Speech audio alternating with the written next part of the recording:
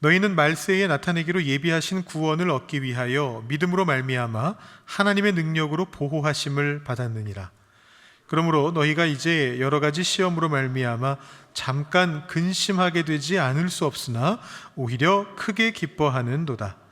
너희 믿음의 확실함은 불로 연단하여도 없어질 금보다 더 귀하여 예수 그리스도께서 나타나실 때에 칭찬과 영광과 존귀를 얻게 할 것이니라. 예수를 너희가 보지 못하였으나 사랑하는도다.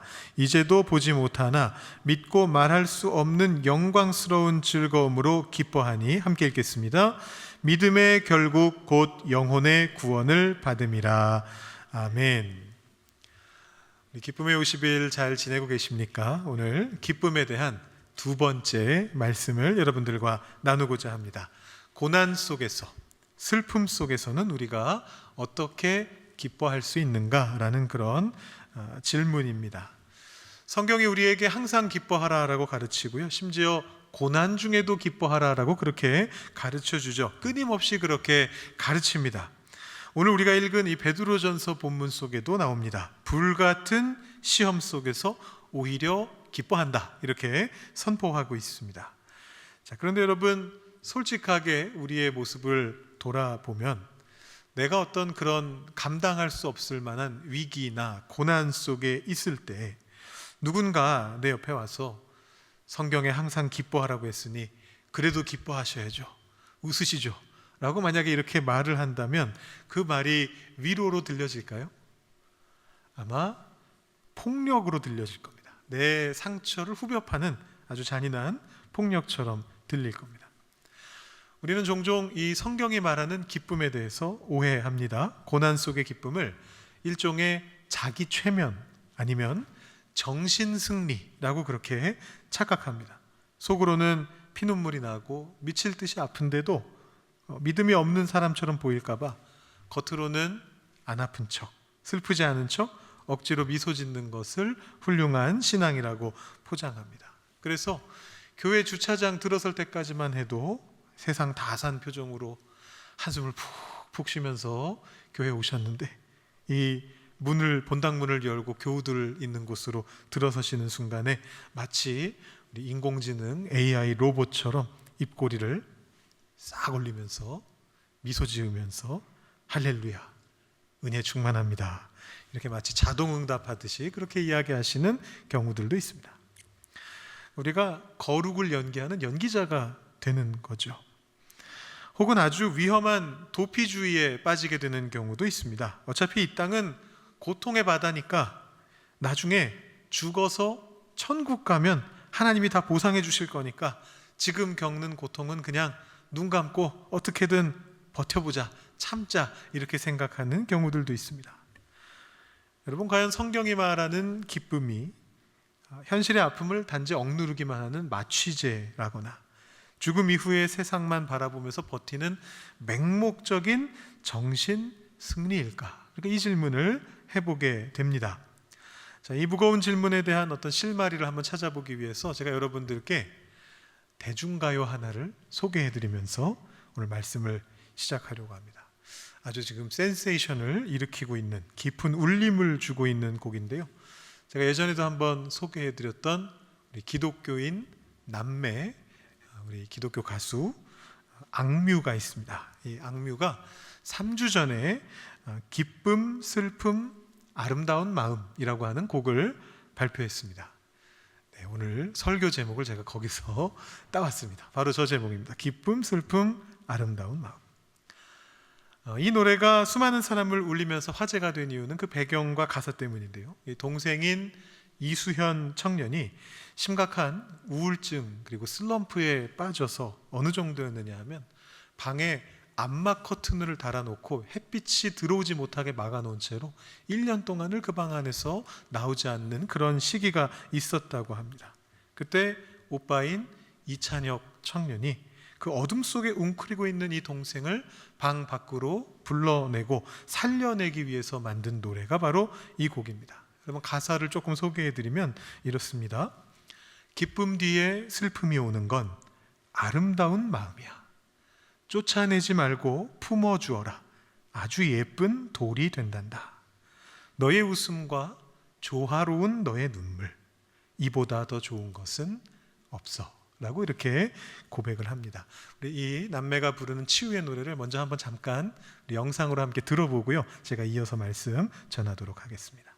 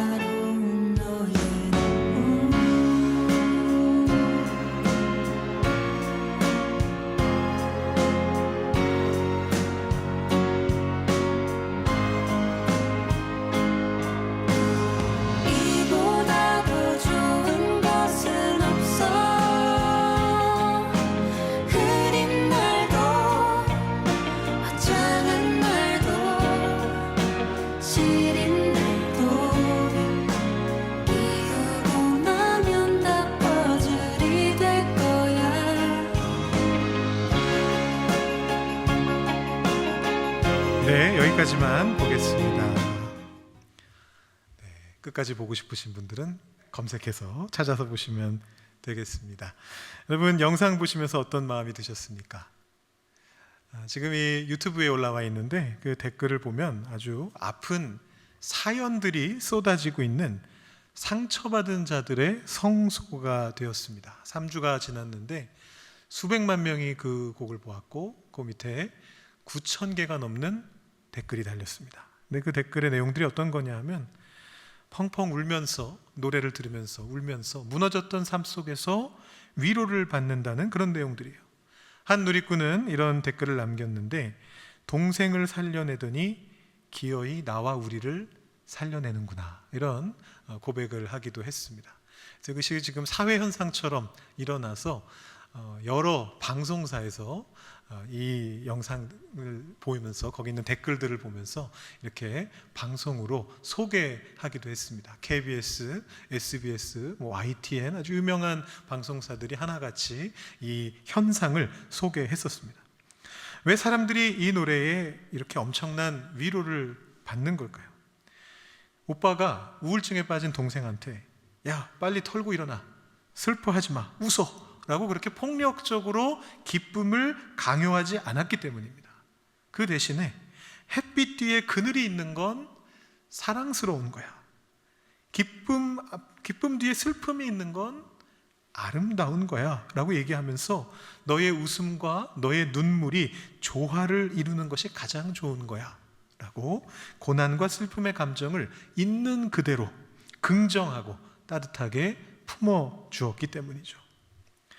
여기서 우리가 질문을 마주하게 됩니다. 중요한 질문입니다.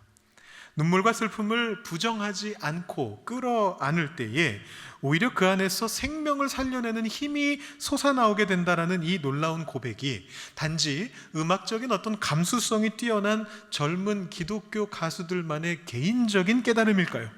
아니면 우리보다 앞서서 그 길을 걸었던 신앙의 선조들, 그리고 성경이 이미 우리에게 가르쳐주고 있는 복음의 깊은 진리인 것일까요? 오늘 그 위대한 신앙의 선조 한 분과 또 우리 말씀 속에 있는 베드로 사도의 말씀을 통해서 이 질문에 대한 해답을 찾아가 보려고 합니다. 성경이 말하는 기쁨을 온전히 이해하기 위해서 우리가 종종 오해하고 있는 한 가지 위험한 태도를 먼저 버릴 필요가 있습니다. 오늘 본문 9절 말씀을 보시면 영혼의 구원이라는 말씀이 나옵니다. 우리가 이런 말을 보게 되면 이 신실한 기독교인이라면 당연히 죽어서 가는 천국이구나 이런 생각을 하게 됩니다. 그래서 현실의 고통을 마주할 때 아까도 말씀드린 것처럼 이 세상은 어차피 잠시 지나가는 나그네 길이니까, 고통의 바다니까 그냥 눈 딱 감고 버텨내자, 참고 견디자, 어차피 죽으면 천국 가니까 이렇게 생각하면서 버티려고 하죠. 이것은 신앙의 이름으로 현실의 고통을 회피하는 아주 위험한 도피주의입니다. 이것이 언뜻 보기에는 거룩해 보이기 때문에 많은 크리스천들이 이게 괜찮은 거야 라고 생각을 하죠. 2차 세계대전 당시에 이 거룩해 보이는 도피주의를 철저하게 배격하면서 끔찍한 고통의 한복판으로 들어가서 참된 기쁨과 평안을 살아내신 분이 계십니다. 바로 독일의 유명한 디트리히 본회퍼 목사님입니다. 본회퍼 목사님은 히틀러와 나치 정권 속에서 아주 전 세계를 전쟁과 광기로 몰아붙이고 있는 그 상황 속에서 그 불의의 정면으로 맞섰던 행동하는 신앙인이었습니다. 사실 이분은 아주 젊은 분이었고 지금 돌아가신 나이를 보면 굉장히 젊은 나이에 돌아가셨는데 아주 젊고 장래가 촉망받는 천재 신학자였습니다. 그래서 사실은 갈 수 있는 길이 굉장히 많았습니다. 전쟁을 피해서 미국까지 건너갈 수 있었고 주변 사람들이 도와줘서 뉴욕의 유니온 신학교에서 가르치면서 교수가 될 수 있는 그런 길을 가지고 있었어요. 그런데 불과 몇 달 지나지 않아서 이분은 그 자리를 버리고 완벽하고 안전한 도피처임에도 불구하고 그것을 포기하고 다시 불바다인 조국으로 돌아가게 됩니다. 나의 동족이 끔찍한 고난을 받고 있는 그 현장에 내가 함께 아파하지 않는다면 나는 전쟁이 끝난 후에 독일 교회를 재건할 자격이 없다라고 말하면서 돌아갔습니다.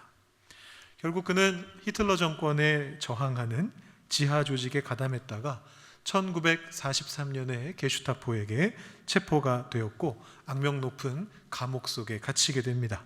그리고 정확히 2년 후에 1945년 4월에 나치가 패망하기 한 달 전이었고요. 히틀러가 자살하기 3주 전이었던 시기에 교수형으로 순교하시게 됩니다. 근데 이분이 매일 밤 언제 사형장으로 끌려갈지도 모르는 그 두려움 속에서도, 죽음의 공포 속에서도 이분이 어떤 태도를 보이셨냐 하면 참된 평안과 기쁨의 태도를 보이셨어요. 그래서 뭐라고까지 했느냐 하면 동료 수감자들뿐만 아니고 간수들조차도 이분을 보면서 어떻게 이렇게 평안할 수가 있는가, 어떻게 이렇게 기뻐할 수가 있는가 하면서 그 비결을 물어볼 정도였다고 합니다. 여러분, 본회퍼 목사님이 그 절망스러운 감옥 속에서 어떤 기도를 드렸을까요? 혹시 이런 기도를 드렸을까요? 하나님, 이 끔찍한 세상이 너무너무 싫습니다. 빨리 저를 저 영광스러운 천국으로 데려가 주세요 라고 그렇게 말씀하셨을까요? 아닙니다. 이분이 감옥에서 많은 편지를 써서 그것이 옥중서신이라는 제목으로 출간이 되었는데, 이 편지들을 보면 현실의 고난을 외면하는 도피적인 신앙을 아주 강력하게 비판하고 있습니다. 약혼녀에게 보낸 편지에서 언제 죽을지 모르는 감옥 안에서도 창살 너머로 비치는 작은 햇살을 즐거워하는 그런 모습을 보여주십니다. 다성음악이라고 하는 음악적 개념을 또 사용해서, 이 다성음악이라고 하는 것은 음악 중에서 여러 가지 멜로디가 동시에 흘러나오면서 하나의 화성을 이루게 되는 이제 그런 곡을 말하는 건데, 이분이 음악에 굉장히 조예가 깊었습니다. 그래서 이 다성음악이라고 하는 것을 활용해 가지고 삶에 빗대어서 삶의 다성음악이라는 걸 이야기합니다. 우리 인생 속에 여러 멜로디가 동시에 흘러가고 있다는 거예요. 어떤 거는 슬픔의 멜로디고, 어떤 거는 감사의 멜로디고, 어떤 거는 고통의 멜로디, 서로 다른 선율들이 울려 퍼지면서 모여서 화성을 이루게 되는데, 그 모든 선율의 가장 깊은 밑바닥에 지탱하고 있는 으뜸음이 있다라고 그렇게 이야기합니다. 그 으뜸음이 무엇이냐? 바로 하나님 안에서 누리는 기쁨이다 라고 그렇게 이야기를 합니다. 이 보네포 목사님께서 감옥에서 죽음을 앞두고 친구의 어린 아들에게 보낸 편지가 있습니다. 자신이 대부로서 대자에게 보낸 편지인데요, 어린 아들입니다. 이렇게 조언해주고 있습니다. 요즘처럼 사람들의 영적인 삶이 점점 메말라가는 세상 속에서도 너는 부모님과 함께 부모님의 집에서 소중한 영적인 보물과 살아갈 힘을 얻게 될 거야. 그리고 너의 부모님이 사랑하고 연주하는 그 음악은 내가 혼란스러울 때마다 가장 맑고 순수한 너 자신으로 돌아가게 해줄 거란다. 또 근심과 슬픔 속에서도 그 모든 것의 깊은 밑바닥에 흐르고 있는 기쁨의 음을 다시 들을 수 있게 해줄 거란다. 그러니 그것을 붙잡아라 라고 그렇게 이야기합니다. 우리가 살아가다 보면 감당하기 힘든 어떤 슬픔이나 고통의 음표들이 날카로운 불협화음처럼 우리 삶에 강렬하게 울려 퍼질 때가 있습니다. 그런데 그 고통의 소리가 아무리 커도 우리 인생의 음악은 결코 망가지지 않습니다. 왜냐하면 그 슬픔의 소리 가장 밑에서 하나님께서 든든하게 받쳐주고 계시는 기쁨의 으뜸음이 계속해서 흘러가고 있기 때문입니다. 한순간도 멈추지 않습니다. 하나님께서 우리 마음 깊은 곳에 심어두신 이 기쁨의 으뜸음은 결코 멈추지 않습니다. 여러분, 고난이 찾아왔다고 억지로 울려 퍼지고 있는 그 슬픔의 소리를 지워버리려고 하거나 안 아픈 척 가짜 웃음을 지을 필요가 없습니다. 찢어지는 듯한 슬픔의 멜로디를 온전히 겪어내면서도 내 인생의 가장 밑에서 나를 묵묵히 이끌어가고 있는 기쁨의 으뜸음이 그 슬픔마저 감싸 안아서 마침내 위대한 화음을 만들게 될 것이라는 것을 신뢰하는 것, 이것이 보네포 목사님께서 감옥 속에서 자신의 삶으로 몸소 증명해낸 고난과 기쁨의 거룩한 공존이었습니다. 오늘 말씀도 같은 고백을 하고 있습니다. 베드로전서 1장 6절 말씀을 보시면 전반부에 이런 말씀이 있습니다. 베드로 사도 역시 우리에게 감정을 속이는 억지 웃음을 강요하지 않습니다. 그러므로 너희가 이제 여러 가지 시험으로 말미암아 잠깐 근심하게 되지 않을 수 없으나, 근심하지 말아라 그렇게 이야기하지 않습니다. 근심하게 되는 건 당연하다라고 얘기합니다. 그럴 수밖에 없다라고 얘기합니다. 성경은 우리의 고통을 결코 무시하지 않습니다. 우리는 거대한 불시험 앞에서 근심할 수밖에 없고 아파할 수밖에 없는 연약한 존재들입니다. 성경은 그것을 온전히 인정하고 받아들입니다.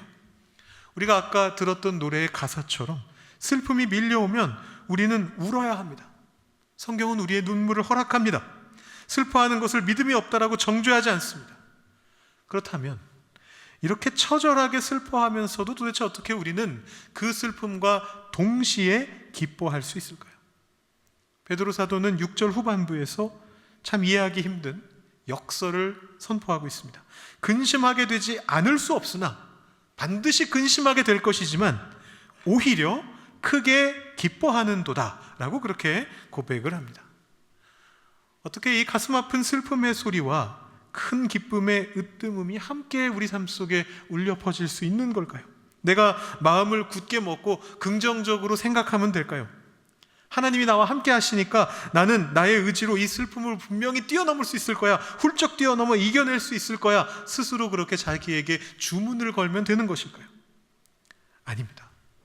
이 기쁨의 비밀을 풀기 위해서는 나의 의지에서 잠깐 벗어날 필요가 있습니다. 나를 벗어나서, 나의 의지를 벗어나서 우리가 이 캄캄한 고난 속에 슬픔을 끌어안고 펑펑 아파하고 있을 때 과연 하나님께서는 우리를 어떤 시선으로 바라보고 계시고 무엇을 하고 계시는가, 하나님의 관점으로 이 상황을, 이 사건을 다시 보아야만 합니다. 오늘 말씀 5절 말씀을 보면 이렇게 되어 있습니다. 너희는 말세에 나타내기로 예비하신 구원을 얻기 위하여 믿음으로 말미암아 하나님의 능력으로 보호하심을 받았느니라. 우리가 감당할 수 없는 불시험 한가운데 던져져서 타들어가고 있다고 느낄 때 하나님께서는 저 하늘 위에서 앉아서 팔짱 끼고 구경하고 계신 분이 아니십니다. 하나님께서는 당신의 전능하신 능력으로 우리를 감싸 안으셔서 마치 철통과 같은 방화복처럼 우리를 겹겹이 감싸 안고 계십니다. 여러분, 소방관들이 입는 특수 방화복을 한번 떠올려 보십시오. 이 방화복을 단단히 차려입고 불 속으로 뛰어든다고 해서 그 불길이 안 느껴지는 것은 아닙니다. 뜨거움이 느껴집니다. 숨이 턱턱 막힙니다. 땀이 비오듯 쏟아집니다. 무서운 열기가 온몸을 짓누릅니다. 그러나 그 방화복이 그 소방관의 생명만큼은 끝까지 지켜내게 됩니다. 고난의 불길이 우리의 겉옷을 그슬리고 우리를 몹시 아프게 할 수는 있을지라도 결코 우리 영혼의 중심과 존재 자체를 태워버릴 수 없도록 하나님께서 친히 막아주고 계신다, 감싸 안고 계신다라는 그런 고백입니다. 나아가서 7절 말씀을 보시면 하나님께서 이 불시험 속에서 우리를 그저 방어만 해주시는 것이 아니고 우리 안에 매우 적극적으로 어떤 일을 하고 계시는가를 정확하게 보여주고 있습니다. 너희 믿음의 확실함은 불로 연단하여도 없어질 금보다 더 귀하다. 여러분, 용광로에 있는 뜨거운 불은 진짜 금을 파괴하지 않습니다. 불은 오직 금에 섞여 있는 찌꺼기와 불순물만을 태워버릴 뿐입니다. 우리가 고통 속에서 신음할 때 하나님께서는 그 고난을 무의미하게 허비하지 않으십니다. 그 뜨거운 용광로 안에서 우리가 그동안 은연중에 의지했던 세상의 재물 같은 것, 사람들의 인정, 나의 어떤 알량한 계획, 교만이라고 하는 그 불순물들을 다 태워버리십니다. 그리고 오직 하나님 한 분만을 온전히 바라보는 100% 순전하고 정금 같은 믿음을 우리들 안에 세상에서 가장 빛나는 보석으로 친히 빚어내고 계신 것입니다.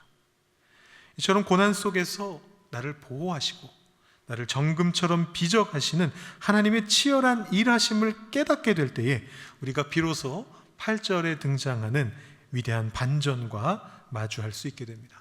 베드로 사도는 이렇게 고백합니다. 예수를 너희가 보지 못하였으나 사랑하는도다. 말할 수 없는 영광스러운 즐거움으로 너희가 그것을 기뻐한다 라고 그렇게 이야기합니다. 여기서 베드로가 말하는 영광스러운 즐거움은 상황이 좋아져서 입가에 번지는 미소가 아닙니다. 이것은 고통과 절망에 얼굴에 대고 정면으로 내뿜게 되는 세상에서 가장 아름답고 강력한 거룩한 저항입니다. 고통에 대한 저항, 슬픔에 대한 저항입니다. 질병이 내 몸을 찌르고 실패가 내 통장 잔고를 비워내고 사망의 권세가 내 사랑하는 사람을 위협할 때 우리는 억지로 가짜 웃음을 짓는 게 아닙니다. 내 슬픔을 그대로 드러내면서 눈물을 펑펑 흘리면서도 그 끔찍한 고난을 향해서 이렇게 당당하게 선포하는 것입니다. 질병아, 실패야, 가난아, 네가 지금 나의 육신을 꺾고 나의 환경을 짓밟을 수는 있다. 내가 비록 지금 너무 아파서 눈물을 흘릴 수는 있다. 하지만 너는 나와 하나님 사이를 결단코 끊어낼 수 없다. 내 영혼의 내 삶의 밑바닥에 흘러가고 있는 하나님의 보호하심, 하나님께서 빚어가고 계시는 그 위대한 기쁨의 으뜸음을, 이 선율을 너는 결코 잠재울 수 없다라고 외치는 것입니다. 이것이 바로 슬픔을 뚫고 피어나게 되는 거룩한 저항입니다. 이 저항하는 기쁨을 품게 될 때에 본문 9절이 말했던 믿음의 결국이 곧 영혼의 구원이다라고 하는 것이 더 이상 죽어서나 가게 되는 내세의 도피처가 아니라는 것을 발견하게 됩니다.